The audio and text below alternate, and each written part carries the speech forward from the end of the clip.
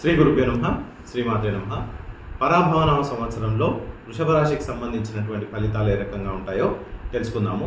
కృత్తిక 3 పాదములు, రోహిణి 4 పాదములు, మృగశిర 2 పాదములు మనము వృషభ రాశి. అయితే ఆదాయము వీరికి 5, వ్యయము 14, రాజపూజం 5, అవమానము 4 సంవత్సరము ఉంటుంది.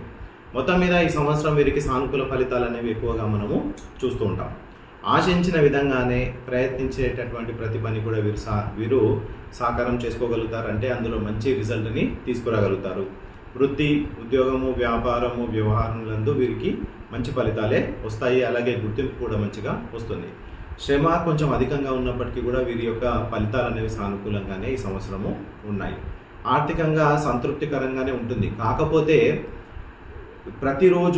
ప్రతిసారి వీరికి ఎక్కువ లాభాలు రావాలి అనే ఒక ఆలోచన వీరి మెదడులో ఉండడం వల్ల వీరు దానికి కొంత నిరాశ పొందడము లేదా ఆందోళన పొందడం అనేది మనము చూస్తూ ఉంటాము.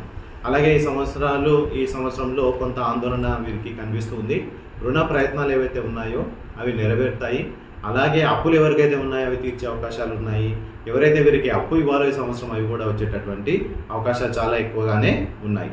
అయితే స్థాయికి మించి అప్పులు ఇవ్వడము లేదా స్థాయికి మించి అప్పు తీసుకోవడం అనేది ఈ సంవత్సరం వీరికి అంత బాగా కలిసి రాదు. అయితే కుల సంఘాలు, ఉద్యోగ సంఘాల్లో వీరికి గుర్తింపు మాత్రం చాలా బాగా వస్తుంది. పదవులు కూడా కొన్ని సందర్భాల్లో వీరికి వచ్చే అవకాశాలు ఉన్నాయి. కుటుంబంలో సంతోషకరమైన వాతావరణం ఉంటుంది. అయినా కూడా మాతృవర్గీయులతో అంటే తల్లి తరపు బంధువులు ఎవరైతే ఉన్నారో వారితో ఈ సంవత్సరం వీరికి కొంత అనుకూలంగా ఉండదు.